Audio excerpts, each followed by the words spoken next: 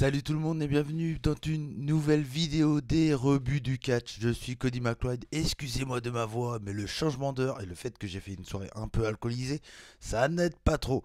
Bon, aujourd'hui on se retrouve pour un nouveau format sur la chaîne des rebuts du catch, le journal d'un rebut. Le journal d'un rebut, c'est tout simplement quand moi ou Dolo ou Minou des rebuts du catch a un avis à dire sur un truc qui se passe en ce moment dans le monde du catch, ou ouais, surtout dans le monde du catch, hein, bien sûr.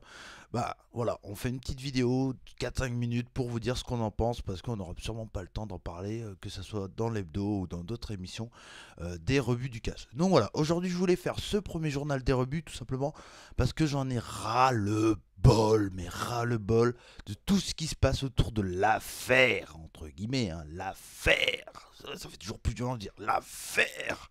L'affaire quotidien et France Inter là dernièrement parce qu'il y a eu aussi un reportage écrit, enfin une chronique écrite et également écoutable à l'audio.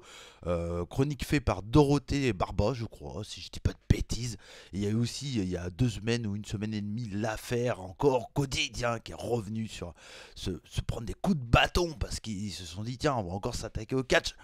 Arrêtez, putain, mais arrêtez ça, les amis, parce que ça sert à rien déjà de gueuler, parce que on va juste montrer que les fans de catch c'est des gros cons, hein, qui savent que râler.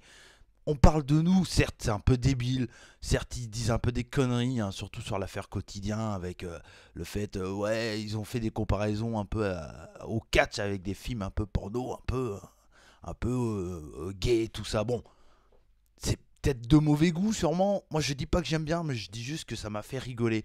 Il faut prendre, voilà, on n'a jamais parlé autant de catch depuis 2007 quoi en France.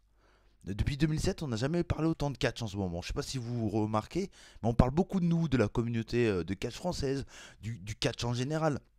Là, il faut juste, faut prendre les trucs, tout n'est pas bien. Et puis, on a tous été des non-connaisseurs un jour. Enfin, moi personnellement, bon, j'avais 5 ans, je dis pas que je me souviens pas. Il y en a plein d'entre vous qui ont comment dire, connu le catch, ils avaient 20 ans.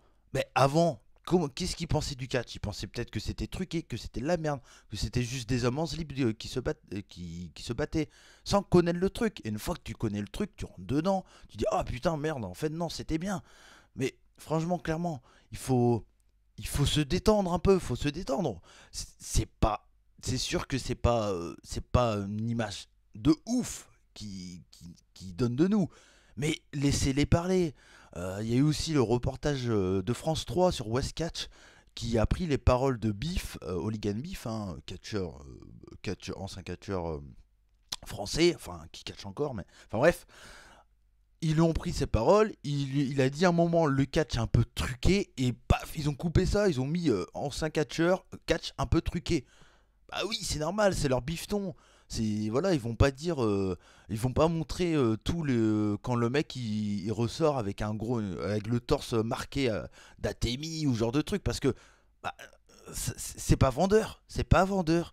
C'est mieux de dire le catch c'est truqué, c'est des hommes en slip, c'est plus vendeur pour le grand public, tandis que de montrer la marque d'une main sur le torse qui est rouge, rouge, rouge sang, ah, c'est pas vendeur, c'est trop violent, quoi, tu vois. Faut pas exagérer, quoi. Moi, après, j'ai une petite comparaison à faire là-dessus, c'est sur le métal. Par exemple, au métal. Moi, je suis un grand passionné de métal, j'écoute du métal depuis pratiquement le temps que j'ai connu le catch, hein, c'est-à-dire 5 ans, depuis mes 5 ans. Enfin, j'ai grandi dans le métal. Metal rock, punk, hardcore, tout ça. Et tout simplement, moi, je suis allé au Hellfest, j'ai fait le Hellfest, hein, donc le Hellfest, un des plus grands festivals d'Europe de métal, voilà. J'ai fait le Hellfest de 2009 à 2015. Et en 2009, quand je suis allé au Hellfest, bah, le Hellfest, c'était pas la mode. C'était pas comme maintenant. Maintenant, c'est un peu Disneyland. C'est tout le monde. Tiens, avant, on disait, tiens, on va aux vieilles charrues, machin. Oh, je sais pas trop ce qu'il y a, mais l'ambiance est bonne. Bah, maintenant, on dit, tiens, on va au Hellfest. Oh, je sais pas trop ce qu'il y a, mais l'ambiance est bonne. Voilà, c'est un peu ça pour moi, le Hellfest en ce moment. Et avant, quand je suis allé en 2009, c'était très underground. C'était, on va dire, l'indie, un peu du métal, tu vois. C'était un peu c'était très, ouais, voilà, très underground. Il y avait peut-être, je crois que c'était 40 000 en 3 jours, 40 000 personnes, 50 000 personnes en 3 jours. Maintenant, ils font 70 000 en une journée, je crois, ou 90 000, je sais plus. Enfin bref.